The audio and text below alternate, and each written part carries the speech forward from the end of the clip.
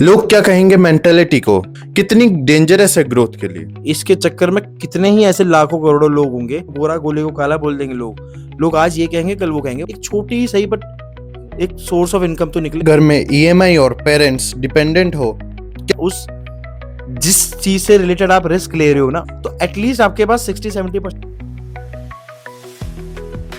लोग क्या कहेंगे मेंटेलिटी को कितनी डेंजरस है ग्रोथ के लिए। बात ये जो है ना कि ये सोसाइटी का जो बनाया हुआ लोग क्या कहेंगे, इसके चक्कर में कितने ही ऐसे लाखों करोड़ों लोग होंगे जो सिर्फ इसी रीजन की वजह से ना अटेम्प्ट कभी करते ही नहीं होंगे। रिस्क तो दूर, वो तो जैसे तैसे अपने लाइफ गुजार रहे होंगे सिर्फ इसी मेंटालिटी की वजह से कि लोग क्या कहेंगे।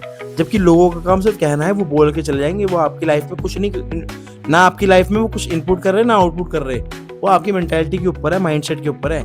लोग कुछ भी बोल सकते हैं, काले को गोरा गोले को काला बोल देंगे लोग आज ये कहेंगे कल वो कहेंगे। उनका काम है, वो ट्रेडिशन चलता आ रहा है, उसको चेंज नहीं किया जा सकता। चेंज आपको अपने अंदर लाना पड़ेगा। लोग बोले ना बोले, लोग कोई नहीं होते मुझे डिसाइड करने वाले, मेरे फ्यूचर डिसाइड करने वाले या मेरी लाइफ में कुछ करने वाले, मुझे देखना है।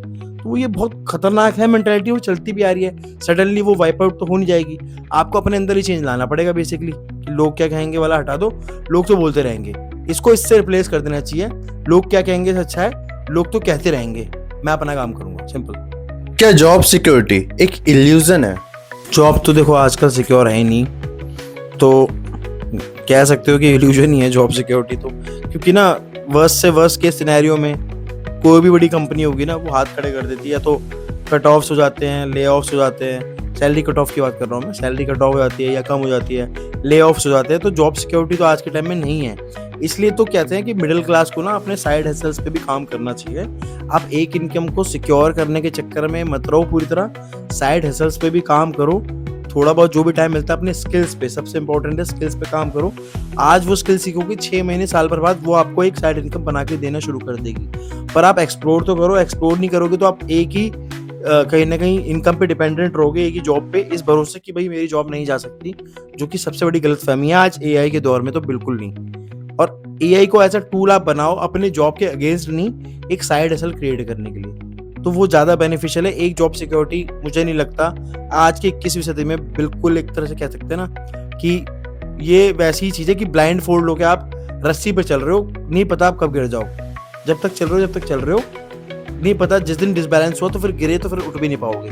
पर वो ये कि अभी आपको साइड हसल पे काम करना चाहिए, आज ही से शुरू करना चाहिए। क्योंकि देखो रातों रात कोई भी साइड हसल ना आपको कमा के नहीं देगी, पर शुरुआत आज करोगे आप, तो हो सकता है महीने 2 महीने से 6 महीने साल भर में एक छोटी ही सही बट एक सोर्स ऑफ इनकम तो निकले।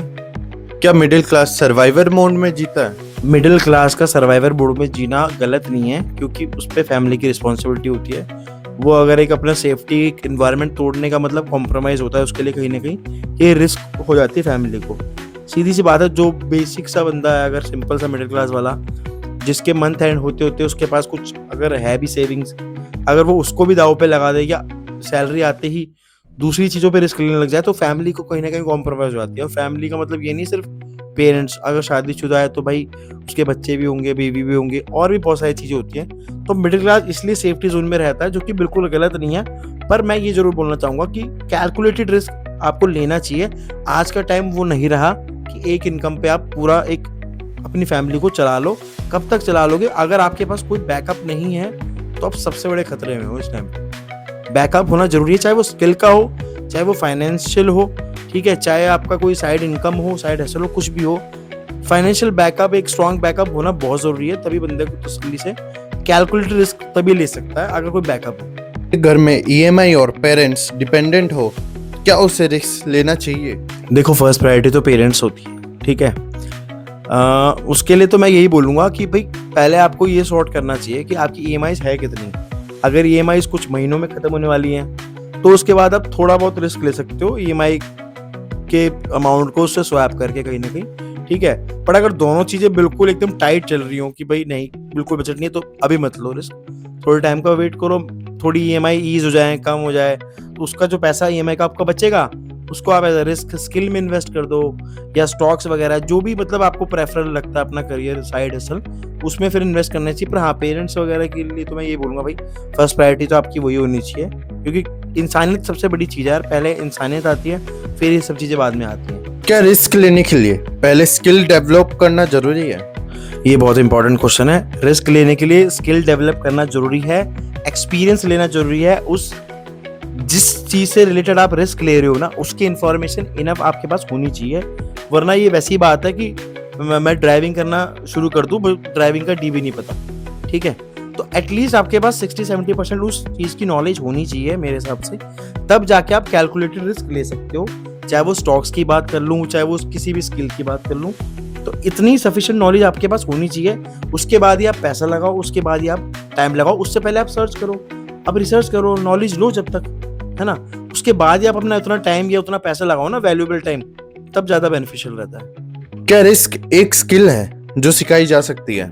हाँ बिल्कुल। देखो, बार बार मैं रिस्क को कैलकुलेटेड रिस्क क्यों बोल रहा हूँ, क्योंकि अगर आपको पता होगा ना कि ये तालाब कितना गहरा है, तो आप उसी हिसाब से जंप करोगे ना।